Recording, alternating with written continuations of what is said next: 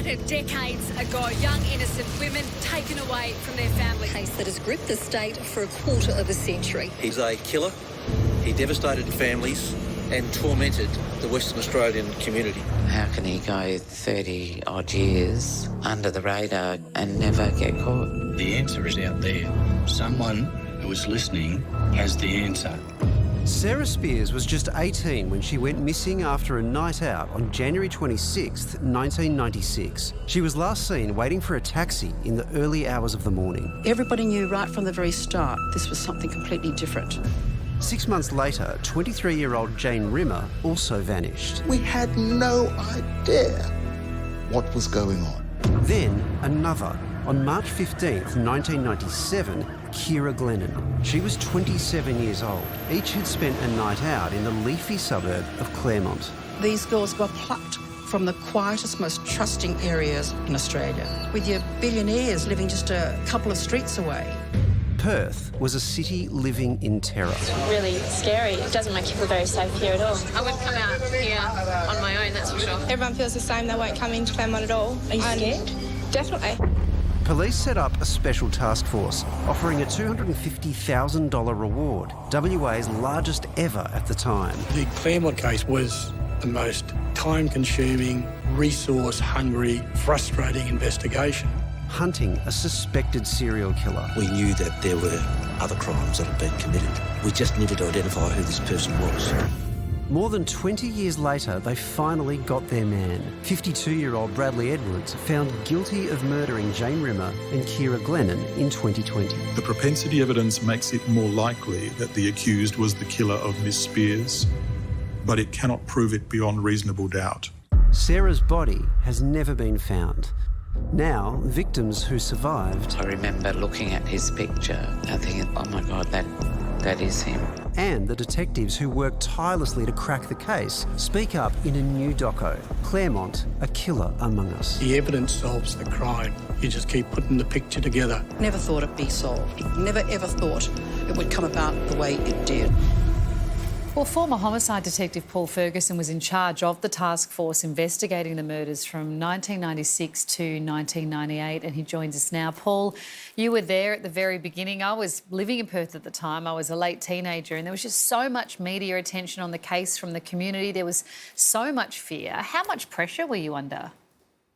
Well, if you look at any homicide, there's a lot of pressure. There's so many people relying upon you to get to the bottom of what happened to their loved one.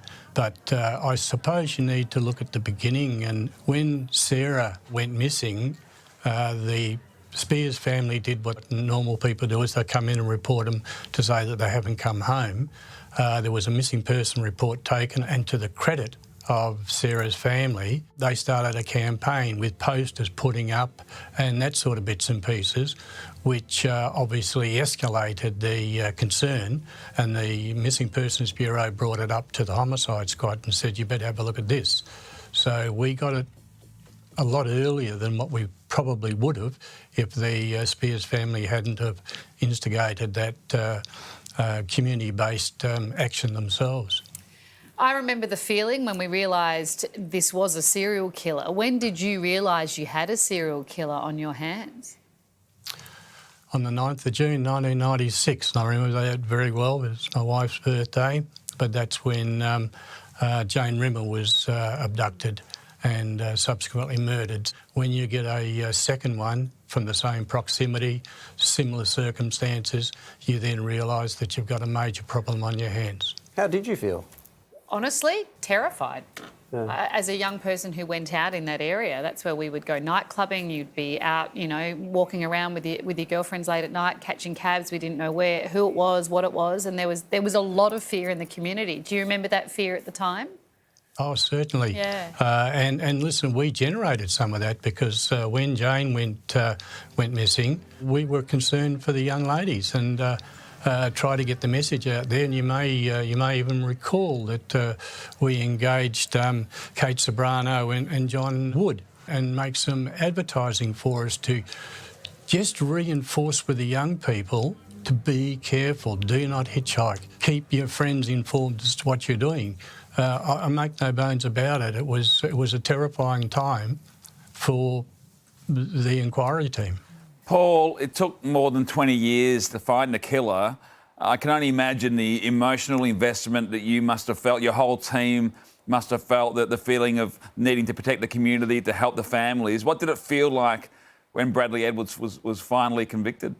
The outcome for me, and I'm sure I'm talking on behalf of, I don't know, 200, 300, 400 police officers that worked on that file over that 23 years, was a sense of satisfaction, but disappointment for the Spears family. Well, Claremont, A Killer Among Us starts tonight, continues tomorrow night, straight after the project on 10. You'll also be able to catch up on 10 Play. It's a horrific story. We think of all the families involved as well. Paul, thank you so much for everything you did at the time and for joining us tonight. Thank you for having me.